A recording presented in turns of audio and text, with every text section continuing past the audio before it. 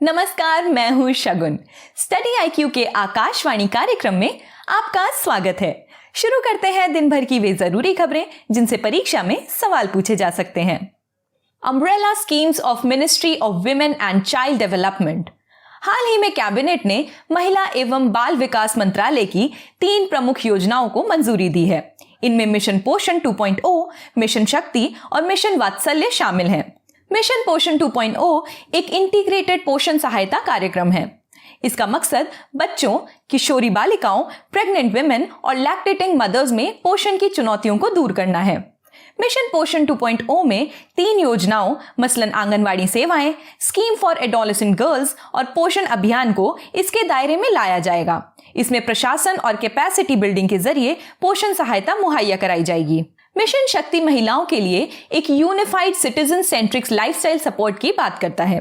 Mission शक्ति में 2 सब स्कीम शामिल हैं, संबल और सामर्थ्य। जहां संबल महिलाओं की सुरक्षा से तो वहीं सामर्थ्य महिलाओं के सशक्तिकरण से संबंधित है। संबल योजना में one stop centre, women helpline, Beti Bachao Beti Padhao जैसी योजनाओं को शामिल किया गया है। वहीं सामर्थ्य में उज्ज्वला, स्वधार गृह और वर्किंग विमेन हॉस्टल जैसी योजनाओं को शामिल किया गया है। मिशन वात्सल्य में भारत के हर बच्चे को एक स्वस्थ और खुश बचपन देने की बात की गई है। गौरतलब है कि भारत की जनसंख्या में 39% बच्चे शामिल हैं।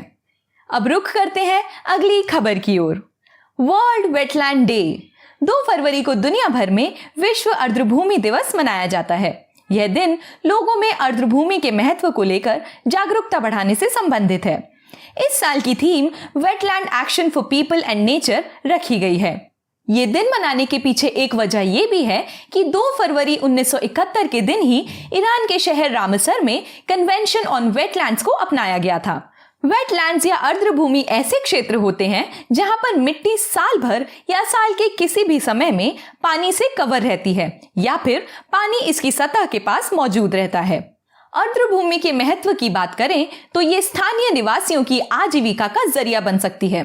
इनके जरिए खाद्य सुरक्षा सुनिश्चित की जा सकती है। ये आपदा को रोकने में मददगार होती हैं। अर्द्रभूमियां बाढ़ की घटनाओं में कमी लाती हैं और तटीय इलाकों की रक्षा करती हैं। इसके अलावा प्रदूषकों को अवशोषित कर पानी की गुणवत्ता में सुधार करती हैं। वर्तमान दौर में दुनिया कार्बन उत्सर्जन की चुनौती से जूझ रही है। ये वेटलैंड्स कार्बन स्टोरेज में भी महती भूमिका निभाती हैं। अब एक नजर डालते हैं पर्यावरण से जुड़ी खबर पर। Green bonds. हाल ही में जारी हुए बजट में सोवरेन ग्रीन बॉन्ड्स की बात की गई है। वैश्विक स्तर पर कार्बन न्यूट्रलिटी की दिशा में बढ़ने के लिए ग्रीन बॉन्ड्स का प्रयोग किया जा रहा है। दोस्तों, भारत ने भी नेट न्यूट्रलिटी पर एक लक्ष्य निर्धारित किया है।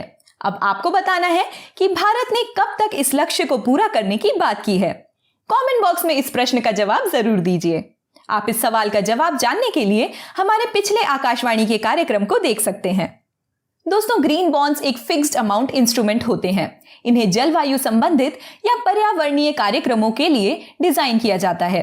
सरल भाषा में कहें तो ऐसे बॉन्ड्स जिनका प्रयोग पर्यावरण को सुरक्षित बनाने वाले प्रोजेक्ट्स के लिए किया जाए, उन्हें ग्रीन बॉन्ड्स की श्रेणी में रखा जाएगा।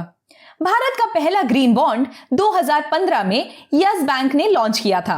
अप्रैल 2021 में गाजियाबाद ने देश का पहला म्युनिसिपल ग्रीन बॉन्ड लॉन्च किया था। आइए रुख करते हैं अगली खबर की ओर। भारतमाला परियोजना।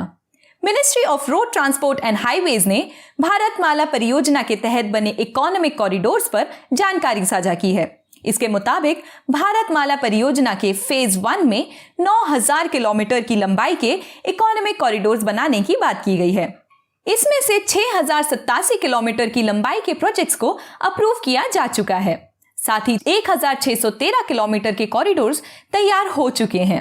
बाकी के कॉरिडोर्स को 2026 से 2027 तक पूरा किए जाने की उम्मीद है। आपको बता दें कि भारतमाला परियोजना राजमार्ग क्षेत्र की एक व्यापक परियोजना है। इसका मकसद देश की बुनियादी अवसंरचना में मौजूद अंतराल को कम करना है।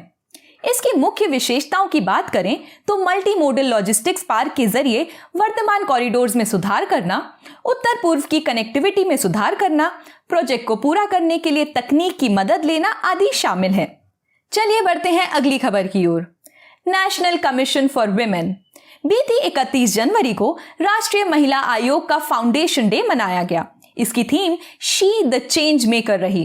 राष्ट्रीय महिला आयोग को जनवरी 1992 में national commission for women act 1990 के तहत एक सांविधिक संस्था के तौर पर गठित किया गया था। इसका मकसद महिलाओं से संबंधित मुद्दों पर सरकार को सलाह देना है। इसके अलावा महिलाओं के संवैधानिक और कानूनी अधिकारों की रक्षा करना, साथ ही कानूनी तौर पर क्या उपाय मौजूद हैं, इसका सुझाव देना भी इसके कार्यों में शामिल है। आइए बढ़ते हैं आज की आखिरी खबर की ओर। Amnesty claims Israel an apartheid state. Amnesty International ने इजराइल को एक अपार्थाइड स्टेट कहा है। इसके मुताबिक इजराइल फलस्तीनियों के साथ एक इंफीरियर रेशियल ग्रुप की तरह व्यवहार करता है। हालांकि इजराइल ने इन दावों को हकीकत से दूर बताया है। अपार्थाइड एक ऐसी व्यवस्था है जिसमें एक समूह के लोगों के साथ अलग ढंग से बर्ताव किया जाता है, जो कि उस समूह के नुकसान के तौर पर सामने आता है। इसमें किसी एक समूह को उसके अधिकारों से वंचित कर उसके विकास को रोक दिया जाता है। एक वक्त में दक्षिण अफ्रीका में इस व्यवस्था के तहत गोरे लोगों के बरक्स अन्य समूह के साथ कानूनन अलग व्यवहार किया जाता था। गोरे लोगों को अन्य नस्लों के मुकाबले ज्यादा राजनीतिक और शैक्षिक अधिकार दिए गए थे।